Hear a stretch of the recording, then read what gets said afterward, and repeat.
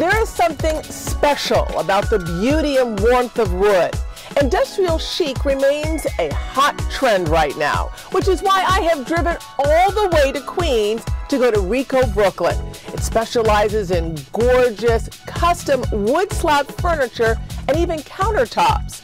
We are taking on a Design Recipes Design Room makeover today with the help of RE-CO Brooklyn.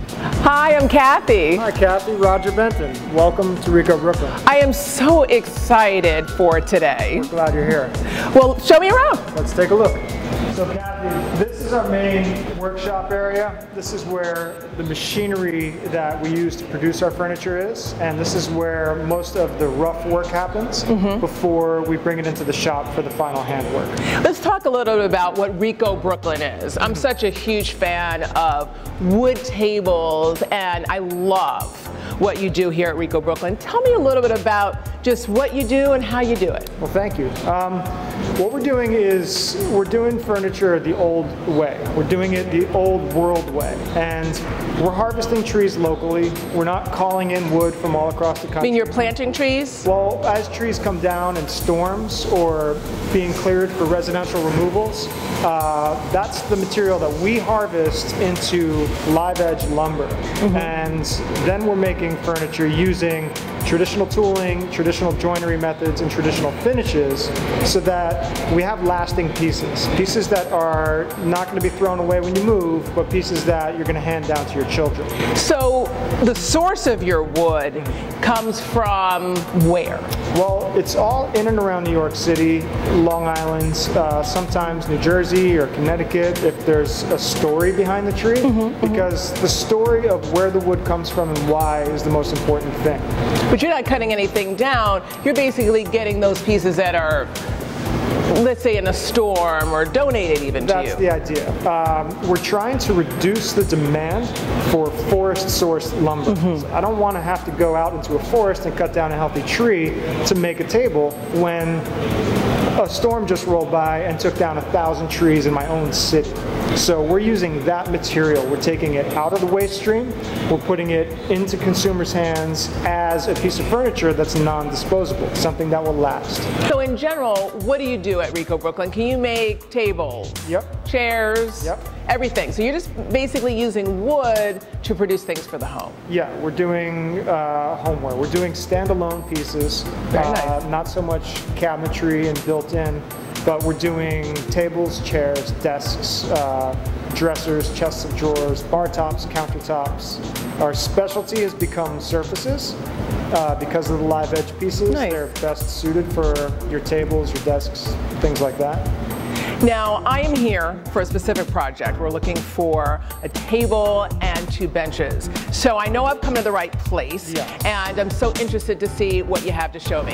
So Cathy, this is where we're keeping our samples, and we have samples of the different species we carry, along with the different types of finishes that we can put on those species, and the textures that we can give the edges and ends. So is this where customers can come and actually see the woods and pick out what they want? Sure. This is a place where we can explain what the live edge is going to look like when it's finished, because you can see sometimes in the raw slab it's rough looking and it's hard to tell what it's going to look like once it's finished. So then we can take a piece that has been finished and show how smooth it's going to be, what the texture is going to feel like, and the difference between the different type of finishing products that we use. I want to talk about these 2 pieces really quickly. So I, as a designer, understand what live edge, but this is a great example of a live edge. This is basically a tree or a slab in its natural state. Right, and this one has a lot of character. Lots of character, and I love that about wood, all these beautiful natural splits. What do you have here? It looks like we may have some edging, some examples of edges. These are 3 edge samples, and basically we have a very fine, crisp edge, and this is something that gives a little bit more of a modern, contemporary feel. This edge right here, this sharp edge right here. Right. Very crisp, very clean. Those hard lines pick up from across the room, and they just give a little bit more of a contemporary feel. No, I like that. And then this one over here looks very similar, but not identical. Right. This has edges that have been broken slightly with a flat chamfer. When you say broken, are you talking about right here? Right. Okay. Yep. Along, basically along the top of the live edge and then along these ends. Interesting. It still feels modern though, this one too. Yeah, it's cleaned up a little bit. It's not quite as crisp, but those edges are still flat. And this one does not seem to be sharp at all. Right, so this is heavily rounded over. And, okay. You know, this is something where if it's going to be a tall surface like a bar or a standing height desk where you're going to be in contact with that surface, it's a little bit more comfortable. It's also good for very low surfaces like a coffee table where you might have children or you might be in a tight spot where you're going to brush against it and you don't want it to be sharp. It also feels a little bit slightly more rustic in nature. Yeah, it's got a little bit of a rusticy, lodgy feel to it. Well, after seeing all these edges, I'd love to see some finished tables. Let's go take a look. Okay, where should we go? Right inside. All right. Well, this is pretty. This is a red oak desktop. We just finished this for a local acupuncturist. And on this table, we left all of these interesting features untouched. Like these, almost like little, would you call these gouges or gaps? Or This is, it might sound a little weird, but this is a tunnel from carpenter bees that were living in the tree. Interesting, interesting. And we have things like small pin knots and a branch stump from a branch that was trimmed at some point in this tree's life. Gorgeous. There's little bark inclusions and there's a little bit of spalting. What's spalting? Spalting is a fungus that gets into the wood and it's carried by beetles and bugs that go into the wood. It's on the beetle itself, and then as the bug bores into the wood, the fungus comes off. And the tree, because it's constantly shooting nutrients from the ground up to the canopy, takes the fungus with it. And so it leaves these marks all the way. These black marks. Right. Very nice. Now, what is this over here? This looks like something completely different. Yeah, so this is a Costa Rican species called guanacost. And this is from Costa Rica, this wood. Very nice. This works into our ethos because this comes from a tree farm. So they plant these and then they harvest the trees. About 25 years is their growing cycle. And it works for us because we're not forest harvested. It's from a farm. And it's just another, addition to the library of species that we have. Now, you did mention before that you harvest wood. Yeah. And what does that mean exactly? That's the term we use. And where do you do that? We harvest from in the city, and that means maybe the parks will call us, or the cemeteries or the larger tree services will call us and say, we have 100 trees down. Come take a look. See what you can use, and then we'll do that. We'll take what we can. And where do you take those pieces of wood? Well, we bring those upstate to our mill and our kiln drying facility, where my partner Dan is running the show up there, grading the logs, milling the slabs, air drying and kiln drying everything until it's ready to come here into the shop. So at this upstate facility, that's where you actually take almost the tree stumps, and that's where you dry it. And how long do you dry it there? Well, we'll air dry anywhere from 6 months to 2 years, depending on the color and the figure of the wood. The longer you air dry, the more of that character you preserve. And then time in the kiln, everything gets finished in the kiln. Drying it. Yep. Time in the kiln is going to vary from 6 weeks to 3 months, depending on how thick it is, how wet the wood is, what time of year it is. Sounds like a very interesting part of the process. It's fascinating. And I think that I should go take a look at what Dan's doing up there. But in the meantime, let's see what else you got. Okay. Very nice. So this is black walnut. Yeah. Very pretty, very pretty. And this is going to be one whole table. Yeah, this is a really big table. And it's interesting because there is a lot of shape on both edges. There's a large protrusion there and another one here. And we're going to be doing a few butterflies on this table. I love this. Yeah. That kind of shape. And when you talk about butterflies, are you talking about these guys? Right. Yeah, so they'll be inlaid into the surface of the wood Mm-hmm. across an area that has a split or a crack. And so is this joining it, or is this really just decoration? This is a functional joinery piece. Oh. The slope of the butterfly is designed to hold the two sides of a crack together. Interesting. To keep them from pulling apart, or to keep the two surfaces from rising above one another.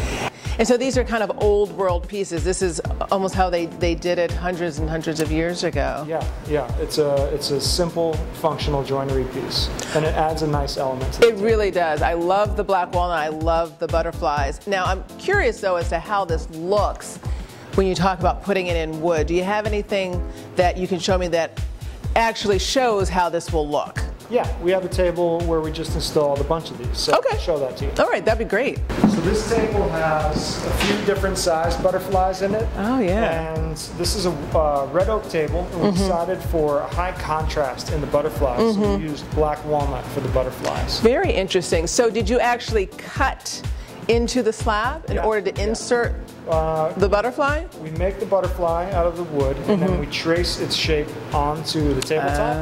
And then we route and we mortise and we chisel and we excavate until the butterfly is a super tight fit all the way down. Love it. Well, as you know, I'm here for a specific project. Yeah. In which we're kind of redoing and reimagining a dining area using a wood slab table and 2 benches. Excellent. Everything that I've seen, I love, absolutely love so far, but I think the black walnut is really what I'm looking for. Yeah, black walnut's beautiful stuff. I have in here a small finished walnut piece. Would you like to see? Yes, absolutely. Oh, this is really nice. This is going to be a little kitchen island for a customer. Interesting. Black walnut, 2 pieces joined.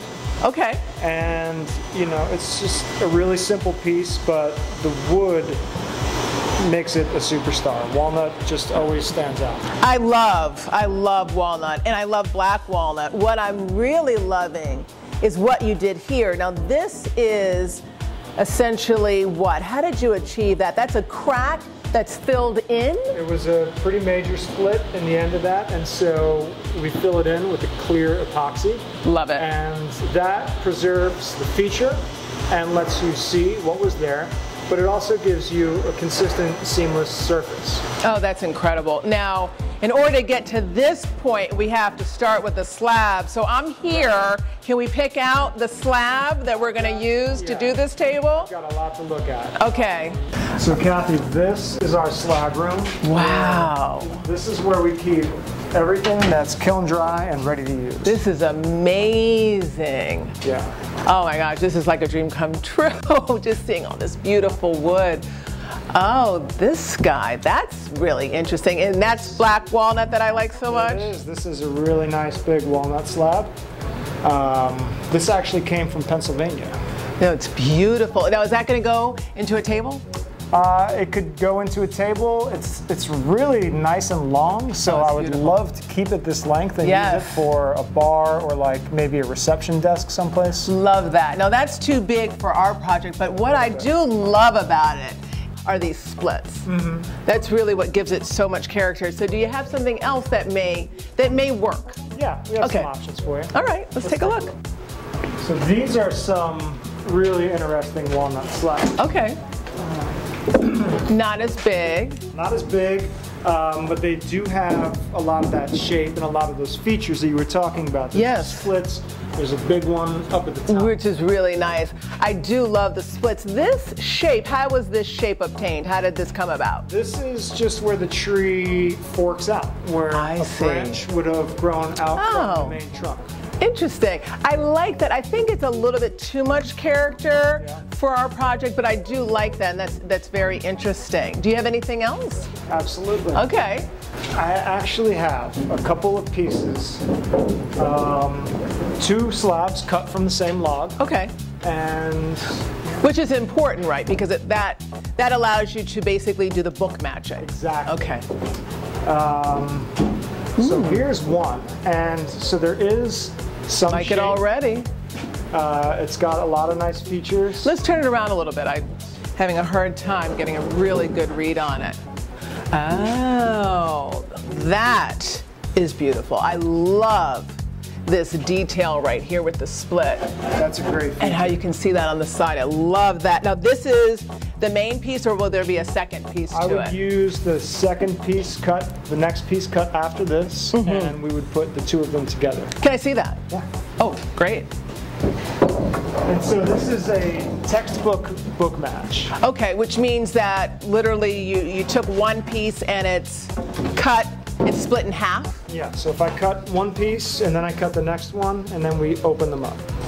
Got it, like a book. There's mirror image grain on both show faces of these slabs. Oh, wow, I really like that. I can see that. And we're seeing more splits. Now, what causes the splits that you're seeing in the wood? It's just kind of what happens? That's something that happens at the very center of a tree. And so it happens again at the center of a branch. This split would coincide with the very middle of that branch area. I love that. And all this will show up in our finished piece. Yeah. Very interesting. So I want to thank you for the tour today, and I know that you have a partner upstate, and that's where you kind of harvest all the wood. Correct. Before it gets to this point. Yeah, Dan is up there with the mill and with the kiln, and he's actually cutting and drying these slabs from logs for us to have here in the shop. I absolutely want to learn and see that process. I'm going to go up there and visit him, and I'm going to leave these two slabs in your very capable hands, and I'm very excited. I'll come back and I'll check it out when it's all done. I can't wait for you to see the finished product. Neither can I. Yeah, it's going to be great. What an awesome experience, and I am super excited about the wood that we selected for our dining table and benches. But there's still a lot more we need to learn. Let's head upstate to learn more about the process.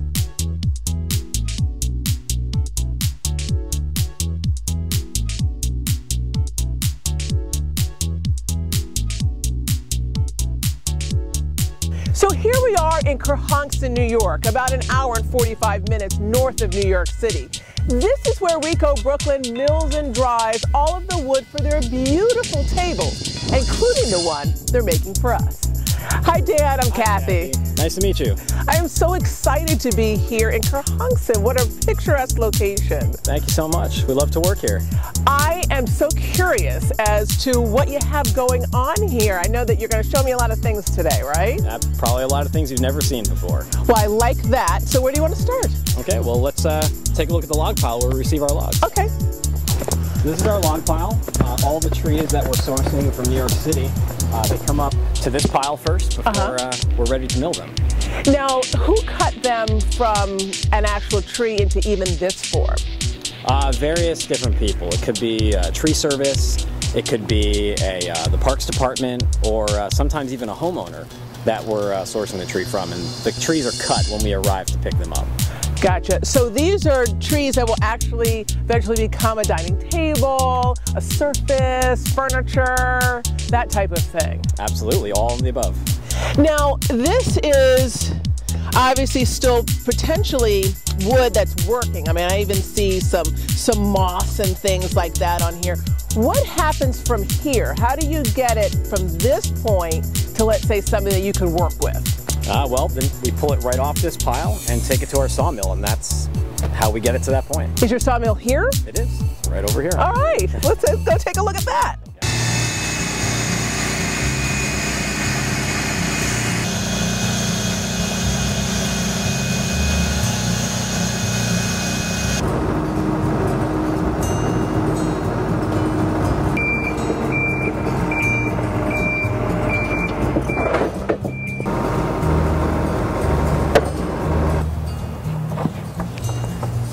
This is absolutely a beautiful piece of wood. I love all of that detailing. Yeah, you don't see this very much in lumber that you buy in the lumberyard tradition. Oh yeah. These logs are logs that are generally not chosen for lumber.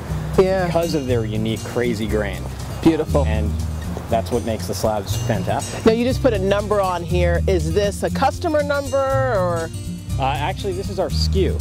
Okay. So this is what uniquely identifies this slab in our database, and when someone purchases it, they see that number on their invoice, and they can look it up on our website at any time in the future and see exactly where the tree stood one day, originally stood. Google map of where it stood and information about how we came to acquire the log. That's interesting. I love that. A story behind the piece. And that to me is what's so unique about buying interesting furniture, handmade furniture. I just love that you can actually know where your furniture came from. Now let me ask you this, what type of wood is this? This is maple, Norway maple. Okay, yep. Very, very nice. So how many tables or slabs can you get from the average kind of, I don't know, do we call it a trunk? Yeah, so a section of the trunk. We call it a log. Okay. So on average, we're getting about 6 of these slabs per log, but that really depends on the size. Small ones, maybe 4. Large ones, we can get up to 10. Oh, wow. Kathy, I wanted to show you our band mill here. As opposed to the slabber that you just saw, the band mill is where we cut dimensional boards, like what you're seeing right over there. And these boards are generally used for all kinds of furniture, whereas slabs are generally used as surfaces like tabletops or bar tops. So I just wanted to... These are more like pieces of lumber. Yeah, they're pieces of lumber, whereas the slabs, they're kind of like this more monolithic thing that you use as is. Gotcha. Whereas generally woodworkers make things out of these boards. Mm-hmm. And it's still the same wood from the tree? Yeah, same trees and same wood. Okay. All from reclaimed New York City trees. So we're going to see this cut up? Yeah, I'm going to take a cut for you and show you how we cut these boards. All right, let's do it. All right.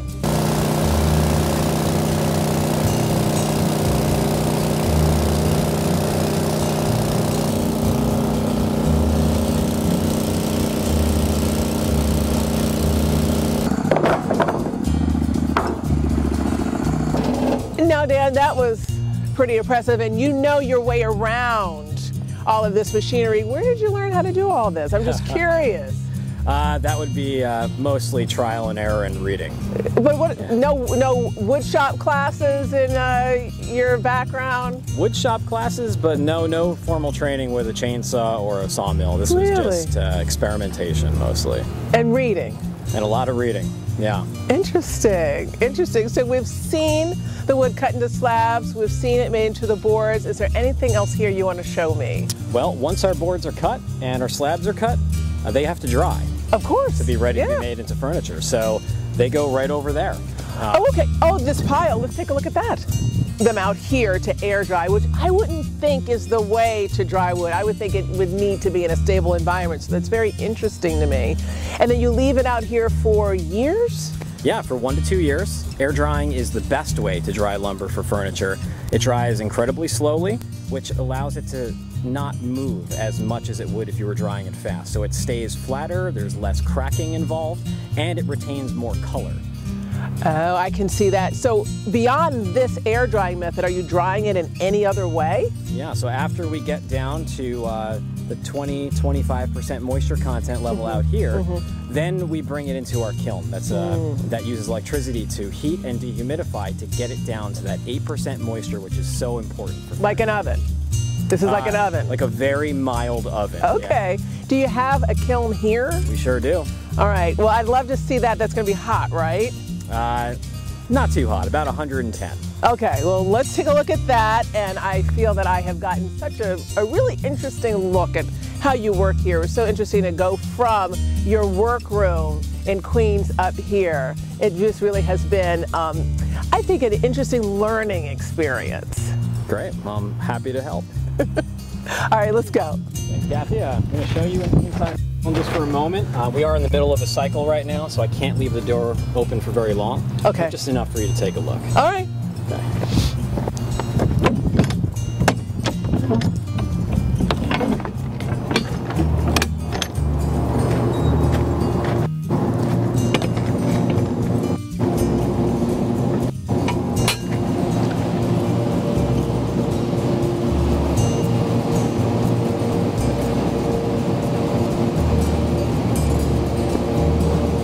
That's it. I feel the heat.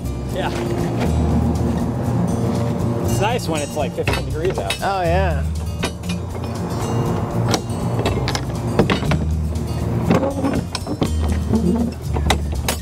Okay. Dan, I just want to thank you so much for the great tour today. I've really learned so much about what you do and how you do it, and the pride that you take in your work, and I'm so excited to see the finished product.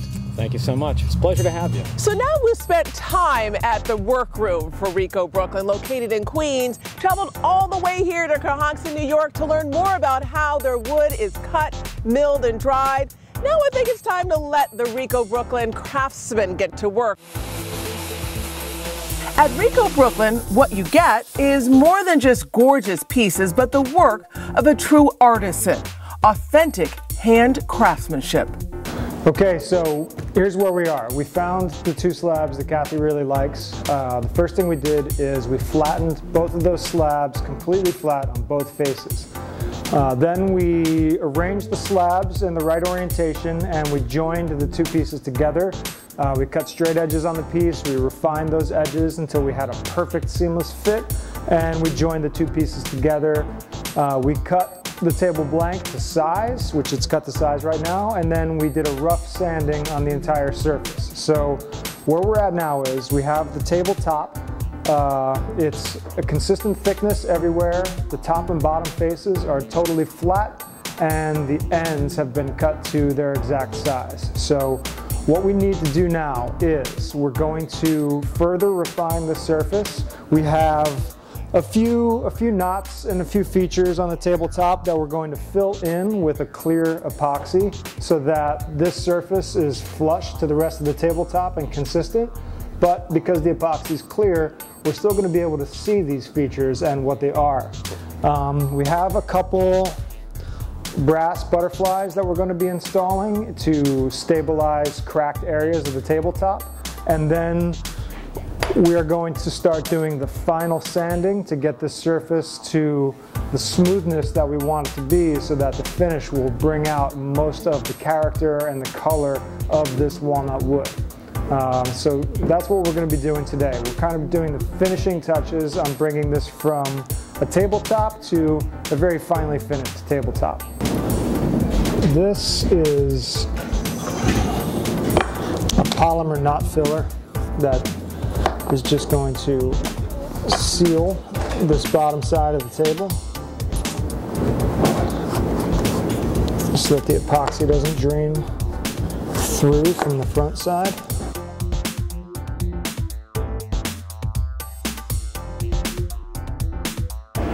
Checking the photo that Cathy approved for butterfly placement. And we're going to wind up doing 3 butterflies. One in this branch check and 2 in this longer pith crack. So I'm going to get the router set up and get ready to route out the mortises for these butterflies.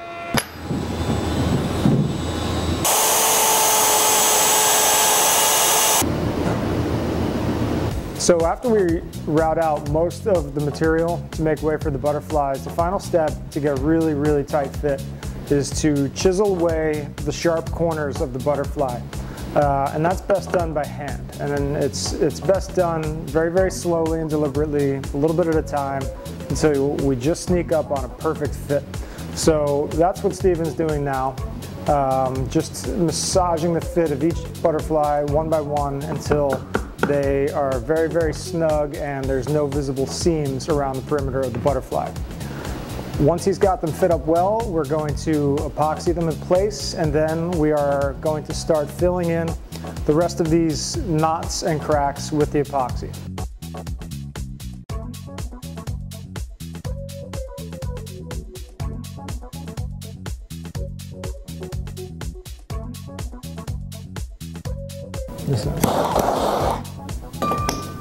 So we have all 3 butterflies epoxied in place and fit up really nicely, and we have most of these other areas filled in with epoxy. There's a few deep areas that we're going to come back to in the coming days and just add a little bit of epoxy at a time until we fill up the entire space. We have the edges sanded, we're cut to size. Once this epoxy pour is completely finished, we'll be ready for the final surface sanding and we'll be ready to put the finish on. I think this table is going to be beautiful, and I think Cathy's really going to like it.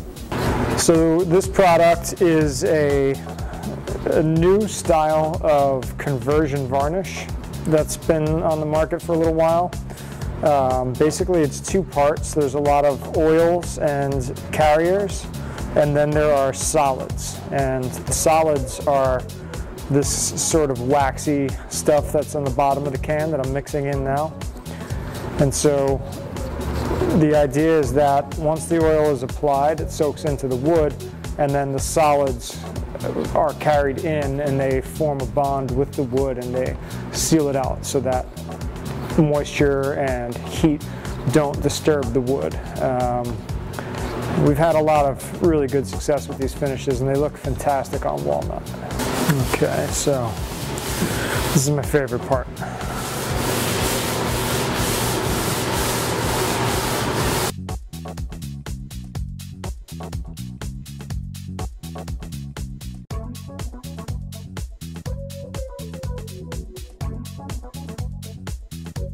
So I just want to make sure to rub this product into the wood really well, especially around all the edges and ends.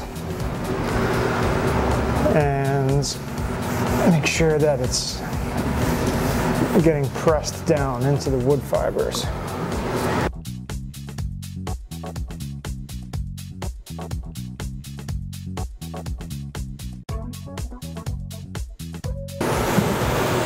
Okay, so that is the final coat for today. We're going to continue to build up coats over the course of a few days, and we'll finish off with a really nice coat of wax to make the surface feel nice and smooth. And the wood really turned a beautiful color of brown with some nice blue and pink highlights on the edge, and I think Cathy's going to be really happy. Hi, Roger. Hey, Cathy. I'm really excited. I feel like I'm just pseudo close my eyes. Oh, so this is it. My goodness. It is so beautiful. We're really happy with this piece. Oh my gosh. I love so many little things about it. It's like full of so much character. That's the nice thing about walnut is there's a lot to look at. There's a lot of different areas of character and interest, so there's no bad seat. Let's talk about this. Let's talk about what you did here. I mean, the butterflies, let's start with that. The butterflies came out really nicely. We have Gorgeous. one in this crack from the branch, and we have a couple in this long pith crack. And we did them in like a brushed brass. Beautiful. And they came out really nicely. Totally flush. A nice, little bit of a glow, but not too much of a shine.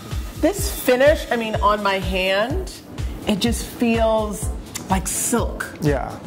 Oh my gosh, I mean, this just feels so beautiful. And let's talk about some of the character over here. Like, this is filled with clear. That's a clear epoxy resin. So it gives you a totally solid surface.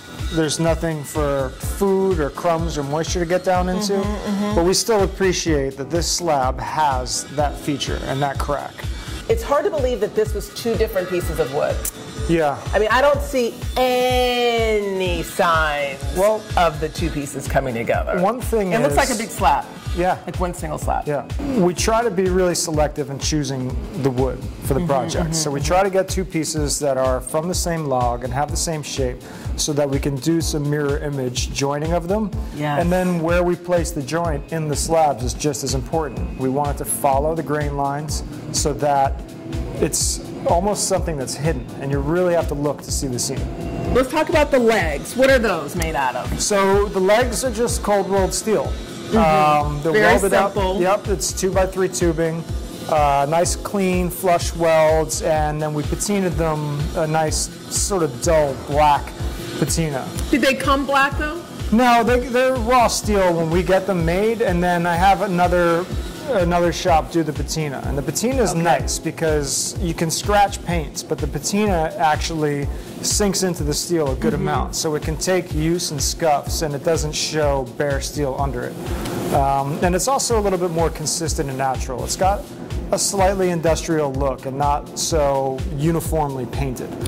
What I like about it is it doesn't take away from the specialness of the slab. It lets it shine. It doesn't overtake it. And let's talk about these benches. I mean, these benches are just so perfect. I love the simplicity and how they really create a marriage here for what's going to be a dining experience. Yeah, well, we wanted to use black walnut to go with the table, but I chose a kiln-dried dimensional walnut. So this is not from the same tree? No, it's not. Looks like it though. And you know, what our intention was is this is the tabletop, this is going to be the star of the show. And I want everything else to complement, but not compete. And that's the same thing with the base. Like, we can do wild fabrication on bases, but then it's competing with the top. So the benches are tasteful and they are functional and they go well as a complement, but really when you look at this composition, we're trying to draw your eyes here. So what would be your best advice as far as maintenance? Well, we just wipe up spills, no big deal. We don't use anything abrasive, we don't use any scrubby, and I don't like to use detergents. Every now and then, if I want to give this a nice little detail, we'll use an orange oil product, and we'll put it on the wood, we wipe it in with a cloth, give it a few minutes, and then wipe it off with a clean cloth, and that's it. That's it. Roger, thank you so much. I am absolutely thrilled. And this is going to make a great addition for our dining room makeover. You have outdone yourself. Oh, thank you. You have outdone yourself. Thank you so much. That's all I ever want to hear. Thank you.